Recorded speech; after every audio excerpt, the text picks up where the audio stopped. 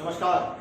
Torch की lecture series में मैं डॉक्टर अमिताभ सिंह एक बार फिर आपका हार्दिक स्वागत कर रहा हूं। आज टॉपिक है ज्वाइंट टॉर्ट फीचर्स। मतलब क्या है इसका? देखिए, टॉर्ट जब दो या दो से अधिक लोग अलग अलग किसी एक आदमी के खिलाफ टॉर्ट करते हैं तो उसे हम सेपरेट रॉन्ग डूअर कहते हैं। यहां पर कोई कॉमन डिजाइन नहीं होता, कोई मीटिंग ऑफ माइंड नहीं होता रॉन्ग डूअर्स के बीच में उस टॉर्ट को करने के पहले। इसलिए ऐसी सर्कमस्टांसेस में यहां एक से ज्यादा कॉज ऑफ एक्शन होते हैं और अगर आपके खिलाफ दो या दो से अधिक लोगों ने सेपरेट टॉर्ट किया हुआ है तो आप उन सब के खिलाफ अलग अलग केस फाइल कर सकते हैं। यहां कुछ ज्यादा उतनी समस्या नहीं आती जब सेपरेट रॉन्ग डूअर्स होते हैं। प्रॉब्लम तब आती है जब ज्वाइंट रॉन्ग डूअर्स होते हैं। दो या दो से अधिक लोगों के बीच में एक कॉमन डिजाइन बना, एक कॉमन प्लान बना और उस कॉमन प्लान को एग्जीक्यूट करने में टॉर्ट किया गया या टॉर्ट कमिट हुआ। ऐसी सर्कमस्टांसेस में केस उठती है या बात उठती है कि आखिर कितनी केस फाइल की जाएगी, कितना कंपनसेशन मिलेगा, जो और इसमें तीसरा क्वेश्चन आएगा डॉक्ट्रिन ऑफ कंट्रीब्यूशन का। तो यहां समझिए कि जहां ज्वाइंट रॉन्ग डूअर्स होंगे उनकी लायबिलिटी सेपरेट भी होगी और ज्वाइंट भी होगी।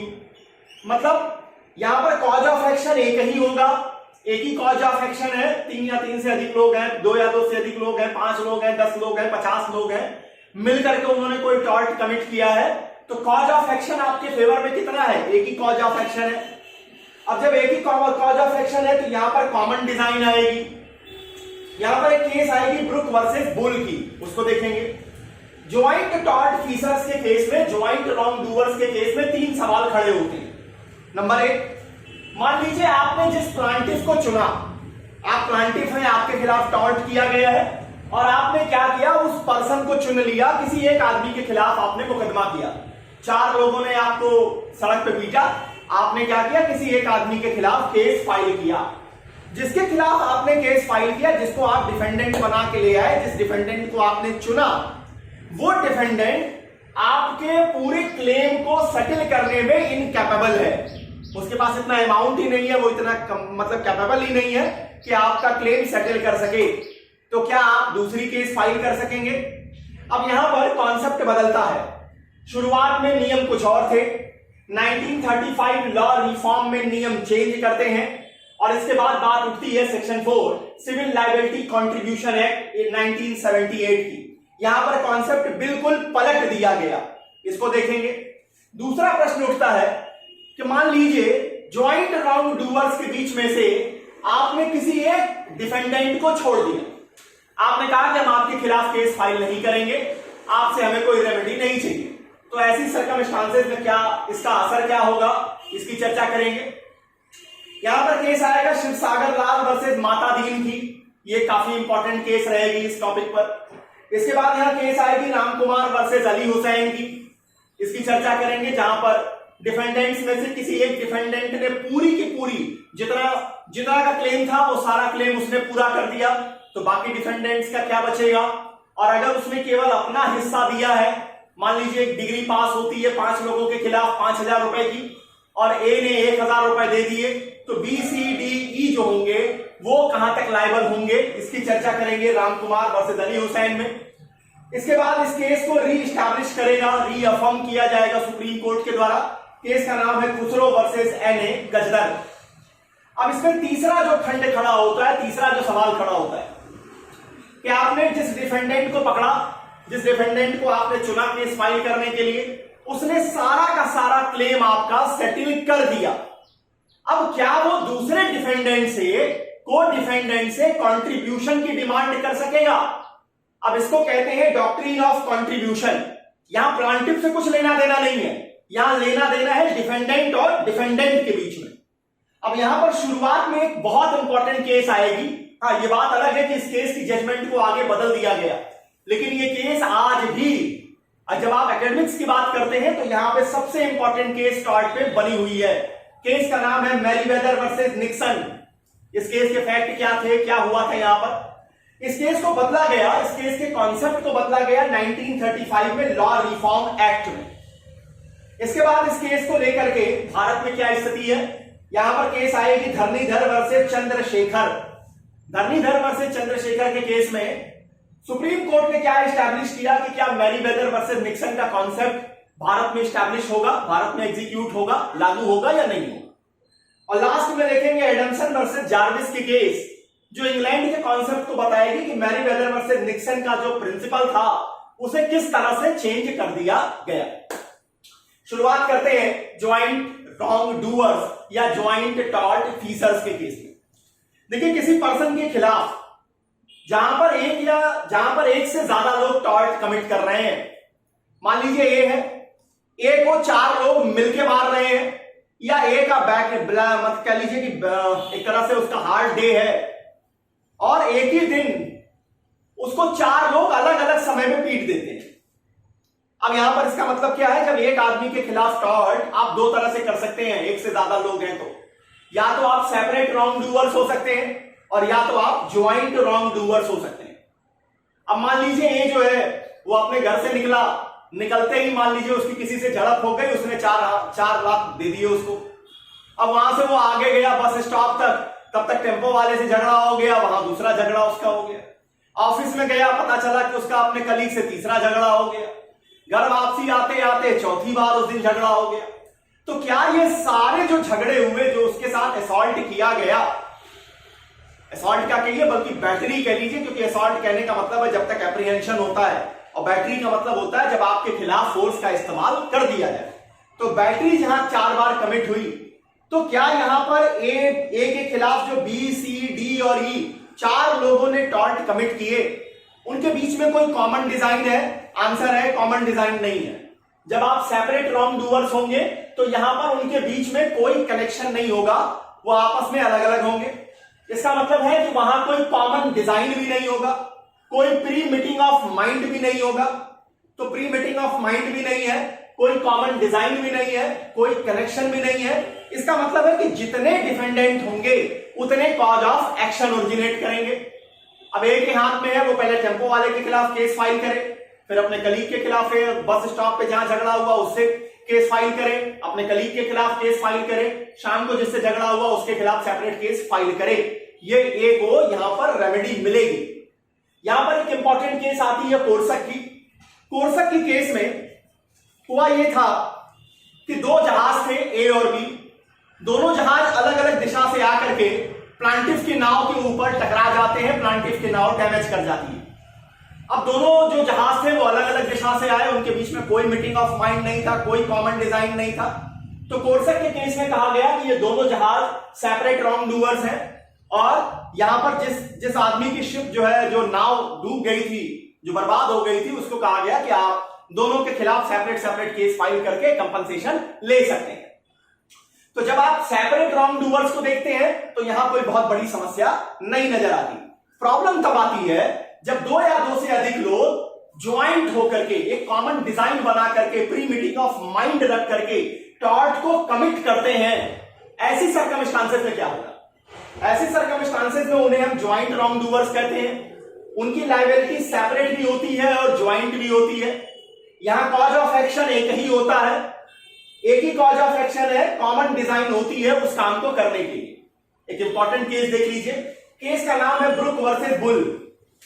हुआ क्या था कि ब्रुक और बुल दोनों जो है, ब्रुक वर्सेस बुल के केस में ए और बी 2 लोग रहते हैं।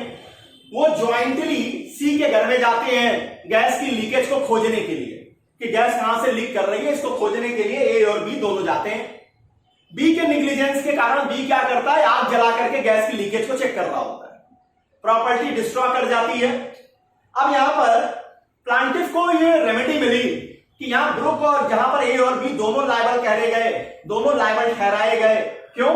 क्योंकि वो ज्वाइंट टॉर्ट फीसर्स के रूप में माने गए। उनका एक कॉमन डिजाइन था, एक प्री मीटिंग ऑफ माइंड था कि उनको गैस की लीकेज खोजनी है, और इस कारण से ब्रुक वर्सेस बुल में एस्टैब्लिश किया गया था ज्वाइंट रॉन्ग डूअर्स को। अब ज्वाइंट रॉन्ग डूअर्स की जब आप बात करते हैं तो यहां पर 3 स्पेसिफिक क्वेश्चन खड़े हो जाते हैं। कौन कौन से क्वेश्चन? अब पहला क्वेश्चन देखिए कि प्लांटिफ का मतलब क्या, जिसके लीगल राइट का वायलेशन हुआ है। उसने 2 या 2 से अधिक लोग जिन्होंने मिलकर के टॉर्ट कमिट किया, उसमें से किसी एक आदमी को उसने चुन लिया, क्योंकि लायबिलिटी ज्वाइंट भी है और सेपरेट भी है। तो उसने एक आदमी को चुना डिफेंडेंट के रूप में कि आप मेरा नुकसान हुआ उसका भुगतान कीजिए। जिसको चुना वो इनकैपेबल निकला, जिसको चुना वो दलित नारायण निकला, उसकी इतनी हैसियत ही नहीं है कि वो सारे लायबिलिटीज को बियर कर सके, जितना कंपनसेशन चाहिए वो दे सके, उतना डैमेजेज वो दे ही नहीं पा रहा है। अब यहां पर प्रश्न उठता है कि क्या प्लांटिफ दूसरे डिफेंडेंट के खिलाफ केस फाइल कर सकेगा? तो शुरुआत में एट इंसेप्शन का जो कानून था वो ये था कि चूंकि ज्वाइंट रॉन्ग डूअर्स के केस में, ज्वाइंट टॉर्ट फीसर्स के केस में कॉज ऑफ एक्शन एक ही होता है और एक कॉज ऑफ एक्शन के लिए आप एक से ज्यादा बार किसी को परेशान नहीं करेंगे।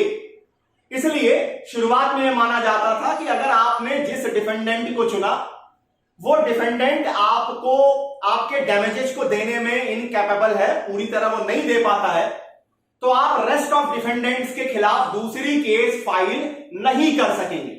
यह शुरुआत की स्थिति थी। इस स्थिति को थोड़ा बदला गया। 1935 law reform married women tort fissures act पास हुआ और यहां यह कहा गया कि आप दूसरे डिफेंडेंट्स के खिलाफ केस फाइल कर सकते हैं, लेकिन ओरिजिनल केस में, पहले केस में जितना कंपनसेशन आपको दिया गया था सिर्फ उसी लिमिट में ही कंपनसेशन आपको मिलेगा। मान लीजिए ABCD 4 लोग ज्वाइंट रॉन्ग डूअर्स हैं और आपने AA को चुन करके उसके खिलाफ केस फाइल किया। आपको शुरुआत में 5 लाख का कंपनसेशन अवार्ड हुआ, वहां पर A 1 लाख रुपए ही आपको दे पाया, बाकी में इनकैपेबल है, तो आप BCD के खिलाफ केस फाइल करके रेस्ट 4 लाख रुपीस ही क्लेम कर सकते हैं। ऐसा 1935 लॉ रिफॉर्म एक्ट से निकल गया है। इसके बाद फिर इस कॉन्सेप्ट में चेंज किया गया और चेंज किया गया 1978 में सिविल लायबिलिटी कॉन्ट्रीब्यूशन एक्ट की सेक्शन नंबर 4। यहां यह कह दिया गया कि ऐसा कोई रिस्ट्रिक्शन नहीं है कि जितना पहली बार में कंपनसेशन मिला वही मैक्सिमम क्वांटम है। कोर्ट चाहे, अगर कोर्ट को लगता है कि कंपनसेशन को बढ़ाना चाहिए तो वो कंपनसेशन को इंक्रीज भी कर सकती है। मतलब आज के दिन स्थिति क्या है कि आपने जिस डिफेंडेंट को चुना है, अगर वो डिफेंडेंट फेल कर जाता है आपकी लायबिलिटी जो आपके लिए होनी चाहिए वो बियर करने में, उतना कंपनसेशन देने में, तो आप दूसरे रॉन्ग डूअर्स को भी, उनके खिलाफ भी आप केस फाइल कर सकते हैं, या कोई दिक्कत नहीं है। आप उनसे जो पहला कंपनसेशन मिला आप उससे भी ज्यादा कंपनसेशन उनके खिलाफ आप क्लेम कर सकते हैं। अगर आपका क्लेम का, अगर आप उसको प्रूव कर पाते हैं तो कोर्ट आपको उस कंपनसेशन को इनहांस भी करके दिलाएगी। तो मतलब ये क्वेश्चन सॉल्व हो गया जो शुरुआत में इनजस्टिस हो रही थी। अब आइए क्वेश्चन नंबर 2 पर। क्वेश्चन नंबर 2 ये कहता है कि जब आप डिफेंडेंट्स में से किसी एक डिफेंडेंट को रिलीज कर देते हैं, मतलब कह देते हैं कि आप उसके खिलाफ किसी भी तरह का एक्शन नहीं लेंगे, या कह लीजिए कि आप उसके खिलाफ केस फाइल नहीं करते, तब क्या होगा? तो यहां पर शुरुआत का कॉन्सेप्ट यह था, it is a well settled principle of the English law that release of one joint tortfeasors will be benefited to all. मतलब अगर यहां देखिए कॉमन है, कॉज ऑफ एक्शन एक है, कॉमन डिजाइन एक है, इसलिए जिन 4 लोगों ने आपके खिलाफ टॉर्ट किया, अगर उसमें से किसी एक को भी आपने रिलीज कर दिया तो इस रिलीज की बेनिफिट चारों को मिल जाएगी, चारों रिलीज हो जाएंगे। लेकिन अगर आपने किसी एक के साथ एग्रीमेंट किया कि आप उसके खिलाफ केस फाइल नहीं करेंगे, एक तरफ क्या है कि आप उसको रिलीज कर रहे हैं, दूसरी तरफ क्या है आउट ऑफ कोर्ट जाकर के एक एग्रीमेंट कर ले रहे हैं, एक सेटलमेंट हो जा रहा है कि आप उसको खिलाफ केस फाइल नहीं करेंगे, तो इस एग्रीमेंट का असर बाकी रॉन्ग डूअर्स पे नहीं पड़ेगा। बाकी रॉन्ग डूअर्स के खिलाफ आप केस फाइल कर सकते हैं, उन्हें रिलीज की बेनिफिट नहीं मिलेगी। इस पर बड़ी इंपॉर्टेंट केस आती है शिवसागर लाल वर्सेस माता दीन। शिवसागर जी ने माता दीन और दूसरे डिफेंडेंट के खिलाफ मैलिशियस प्रोसिक्यूशन, विद्वेषपूर्ण अभियोजन, मतलब एक ऐसा मुकदमा जो फाइल किया गया जिसमें इंटेंशन जो थी वो गलत थी, इंजरी कॉज करने की थी, और मुकदमा जिसके खिलाफ फाइल किया गया वो आदमी मुकदमा जीत जाता है, तो वो फिर मैलिशियस प्रोसिक्यूशन को दिखाते हुए कंपनसेशन फाइल कर सकता है। तो शिवसागर लाल ने क्या किया था, माता दीन और दूसरे डिफेंडेंट्स के खिलाफ मैलिशियस प्रोसिक्यूशन के लिए केस फाइल की। अब यहां पर माता दीन जो था वो एक माइनर था, एक छोटा बच्चा था, और उसने क्या किया, शिवसागर के साथ कॉम्प्रोमाइज कर लिया। तो शिवसागर ने कहा कि ठीक है, हम माता दीन के खिलाफ हमें कोई भी रेमेडी नहीं चाहिए, हम ये कॉम्प्रोमाइज के आगे बढ़ा दिए, उसको रिलीज कर दिया। अब बाकी जो जितने भी डिफेंडेंट थे उन्होंने कहना शुरू किया जब मातादीन रिलीज हो गया तो हम भी रिलीज हो गए। कोर्ट ने कहा कि यहां मातादीन को रिलीज नहीं किया गया है, मातादीन के साथ कॉम्प्रोमाइज किया गया है और उस कॉम्प्रोमाइज के फर्दरेंस में यहां उसके खिलाफ रेमेडी डिमांड नहीं की जा रही है, इसलिए आपको इसकी कोई बेनिफिट नहीं मिलेगी। अब यहां पर आइए, मान लीजिए कि 4 डिफेंडेंट हैं, एक डिफेंडेंट आगे बढ़ता है और वो पूरे के पूरे क्लेम को सेटल कर देता है। एबीसीडी के खिलाफ 5 लाख रुपए का क्लेम था एक्स का, ए आगे बढ़ा और उसने 5 के 5 लाख रुपए उठाए और दे दिए। अब यहां पर बी, सी और डी की क्या लायबिलिटी होगी? तो जब आपका पूरा क्लेम सेटल हो गया तो इसका मतलब कि बी, सी और डी जो होंगे वो रिलीज हो जाएंगे। लेकिन अगर मान लीजिए कि ए ने केवल 1.25 लाख रुपए ही दिए, 4 लोगों के खिलाफ 5 लाख का क्लेम है तो हर का क्लेम 1.25 लाख रुपए का होगा। ए ने 1.25 लाख रुपए ही दिए तो बी, सी, डी का क्या होगा? बी, सी, डी लायबल बने रहेंगे। केस का नाम है रामकुमार वर्सेस अली हुसैन। यहां पर हुआ क्या कि कई डिफेंडेंट थे जिनके खिलाफ 325 रुपए की डिग्री हुई थी और यहां पर 325 रुपए की डिग्री के खिलाफ जो मेन पर्सन था उसने क्या किया? 25 रुपए अपनी ओर से दे दिए, जो उसके 25 रुपए की लायबिलिटी बनती थी उसने दे दिया। अब प्रश्न उठा कि बाकी डिफेंडेंट्स का क्या होगा? कोर्ट ने कहा कि उसने सबकी जिम्मेदारी नहीं निभाई है, उसने केवल अपना शेयर दिया है, तो आप लोग बाकी अपना कंट्रीब्यूशन देने के लिए, अपना शेयर देने के लिए आप लायबल बने रहेंगे। अब इस केस को रीअफर्म किया सुप्रीम कोर्ट ने खुसरो वर्सेस एनए गजदर के केस में। यहां सुप्रीम कोर्ट ने इस चीज को एस्टैब्लिश किया कि अगर पूरी लायबिलिटी किसी एक प्लांटिफ ने बियर कर ली, किसी एक डिफेंडेंट ने बियर कर ली, then rest of the defendant will be release. But if any defendant bear only his liability, अगर उसने केवल अपनी जिम्मेवारी वहन की है, then rest of the defendant will be liable to pay the compensation as per their account. जितना उनका हिसाब होगा उसके हिसाब से वो कंपनसेशन देने के लिए लायबल होंगे। तो ये बात उठी खुसरो वर्सेस एनए गजदर के केस में। अब इस दूसरे प्रश्न से तीसरा प्रश्न मिलता है कि मान लीजिए 4 डिफेंडेंट थे, उसने से किसी एक डिफेंडेंट ने, ए ने 5 लाख के क्लेम को पूरा सेटल कर दिया, 5 लाख दे दिए। अब प्रश्न उठता है कि क्या वो बी से, सी से और डी से 1.25 लाख रुपए क्लेम कर सकता है या नहीं कर सकता है? इस बात को लेकर के भी लॉ में काफी ज्यादा कॉन्फ्लिक्ट चला। इसमें सबसे पहले जो केस आती है वो केस आती है मैरीवेदर वर्सेस निक्सन की। और मैरीवेदर वर्सेस निक्सन के केस में यह कह दिया गया कि अगर किसी एक डिफेंडेंट ने पूरी तरह से कंट्रीब्यूट कर दिया, या कह लीजिए कि पूरी तरह से कंपनसेशन को फॉलो कर दिया, उसको पूरा कर दिया है, तो वो रेस्ट ऑफ द डिफेंडेंट के खिलाफ कंट्रीब्यूशन नहीं मांग सकता है। क्यों? क्योंकि होता ये इलीगल वर्क है, ये अवैध काम है, और अगर अवैध काम में वो कंट्रीब्यूशन को हम अलाउ कर देते हैं तो एक तरीके से लॉ जो है वो इलीगल एक्ट को रिकॉग्नाइज करने की बात की गई। तो मतलब मैरीवेदर वर्सेस निक्सन के केस में यह कहा गया कि अगर एक से ज्यादा रॉन्ग डूअर है और उसमें से किसी एक डिफेंडेंट ने प्लांटिफ के पूरे क्लेम को सेटल कर दिया, तो वो दूसरे डिफेंडेंट से किसी तरह का कंट्रीब्यूशन डिमांड नहीं कर सकेंगे। क्यों? क्योंकि अगर हम ऐसे कंट्रीब्यूशन को फॉलो कर लेंगे, ऐसे कंट्रीब्यूशन को रिकॉग्नाइज करेंगे, तो वहां कोर्ट का यह कहना था कि इस तरीके का मतलब है कि फिर हम इलीगल काम को लीगलाइज करने जा रहे हैं, हम उसको लेजिटिमेट बनाने की कोशिश कर रहे हैं। इसलिए मैरीवेदर वर्सेस निक्सन के केस में इस कॉन्सेप्ट को कहा गया कि आप कंट्रीब्यूशन की डिमांड नहीं कर सकते। लेकिन यह कॉन्सेप्ट से काफी ज्यादा इनजस्टिस हो रही थी और इस कॉन्सेप्ट को बदला गया लॉ रिफॉर्म एक्ट 1935 में। 1935 के लॉ रिफॉर्म एक्ट में कह दिया गया कि अब ऐसा नहीं है, अगर एक डिफेंडेंट ने सारी की सारी लायबिलिटी बियर की है, फुल कंपनसेशन बियर किया है, तो वो जो रेस्ट ऑफ द डिफेंडेंट्स हैं उनसे वो कंट्रीब्यूशन की डिमांड कर सकता है, इसमें कहीं कोई परेशानी नहीं है। अब इसमें भारत में केस आती है धरणीधर वर्सेस चंद्रशेखर। धरणीधर वर्सेस चंद्रशेखर के केस में इंडियन सुप्रीम कोर्ट ने साफ साफ यह लिखा कि भारत में मैरीवेदर वर्सेस निक्सन का कॉन्सेप्ट लागू नहीं होगा। मतलब मैरीवेदर वर्सेस निक्सन में जो ये कहा गया कि अगर एक डिफेंडेंट ने पूरी लायबिलिटी बियर कर ली तो नारियल उसी के सर पे तोड़ा जाएगा, वो दूसरे सर की डिमांड नहीं कर सकता है। इसको भारत में लागू नहीं किया गया तो भारत की स्थिति क्या होगी?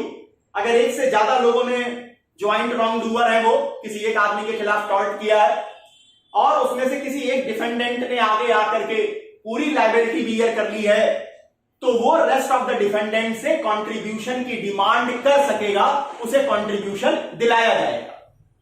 अब वापस चले जाइए फिर से इंग्लैंड में। केस आती है एडम्सन वर्सेस जार्विस की। 1935 में मैरीवेदर वर्सेस निक्सन का कॉन्सेप्ट चेंज हो गया।